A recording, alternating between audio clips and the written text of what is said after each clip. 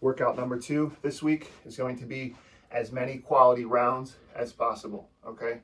So you're gonna set a timer for somewhere between 10 and 15 minutes.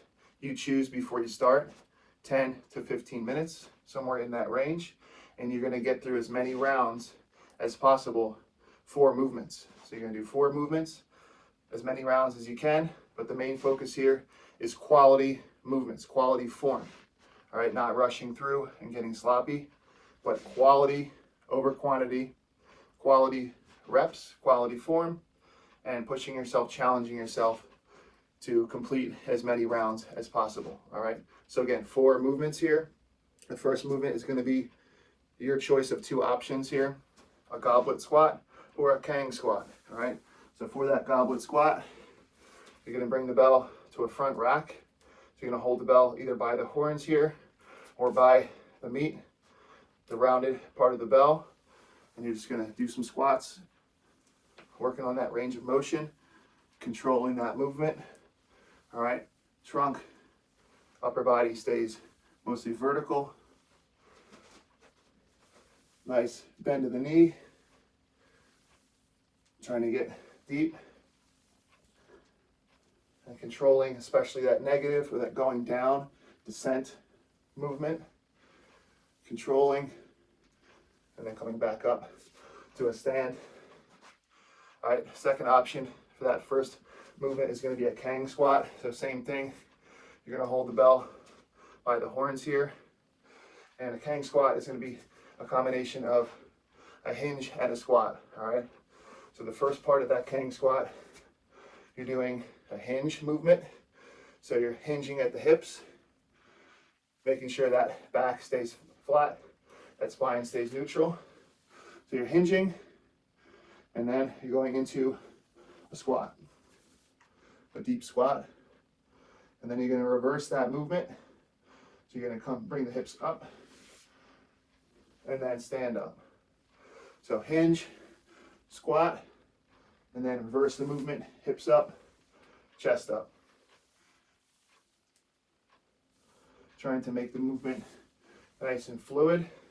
Hinge, squat, and then reverse that movement to stand back up. All right. Each movement for this circuit, this as many quality rounds as possible, is going to be 10 reps for everything. All right, keep it simple, 10 reps, easier to remember. Second movement is going to be your choice of a row. It's going to be either a bent over row or an upright row. All right, so for that bent over row, you're going to hinge at the hips.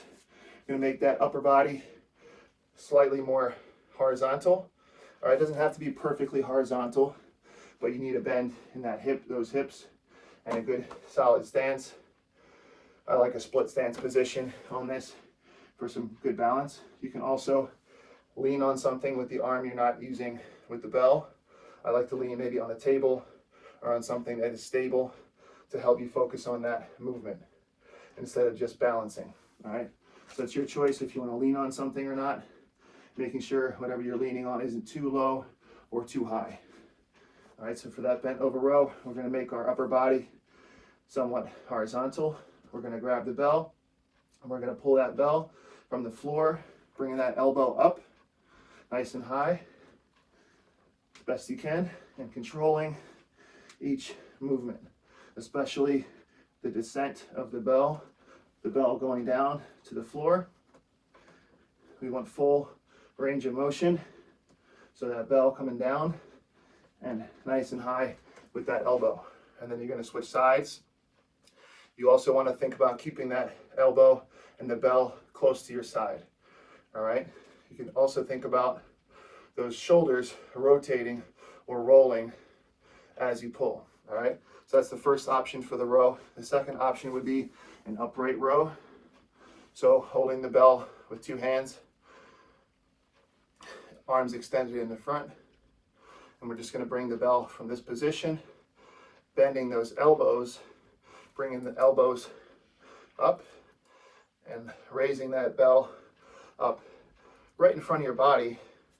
There shouldn't be much space here between the bell and your body, bringing it up to about chin or mouth height.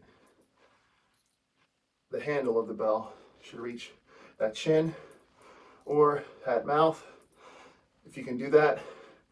If not, just do your best with the range of motion, but making sure both arms are equal height.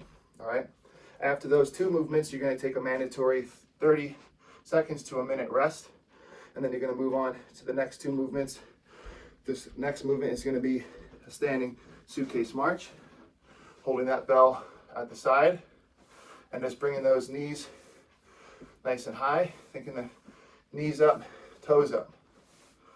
Stabilizing with that core, focusing on balance and stability. All right, again, 10 reps each side. We're doing 10 reps of everything. Switching sides, knees up, toes up. All right. And the last movement is going to be your choice of two movements, a dig and chop movement or a trunk twist. So we're finishing up with a rotational movement here and working that core. So the dig and chop option, you can do this kneeling down on one knee, or you can do it standing up. I like to have one leg further back than the other. So if you do it on your knees, starting with the bell, holding with two hands at the horns here, arms across your body, and then you're going to bring that bell across your body to the opposite, above the opposite shoulder. So bend of the arms is okay. Bringing that bell from your hip across your body to the opposite, above the opposite shoulder. Then you're going to switch sides. Same thing. Dig and chop. Dig and chop. Or you can do it standing up. Same idea. I like to do it 1 foot forward, 1 foot back. Dig and chop. Same movement. All right. If you don't want to do that one, or you want to choose the trunk twist, the trunk twist is you're going to be standing nice and straight. Good posture. Front rack position, holding the bell by the handles or by the horns, and just turning or rotating those shoulders and moving that bell from one side to the next. Nice and controlled, nice and slow, and rotating as best you can. Again, after those two movements, a mandatory 30 seconds to a minute rest before you start the next round. All right, again, 10 to 15 minutes total.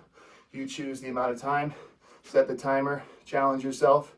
But remember, quality over quantity, quality reps, quality form is going to be the most important focus here on this circuit. All right, that's workout number 2.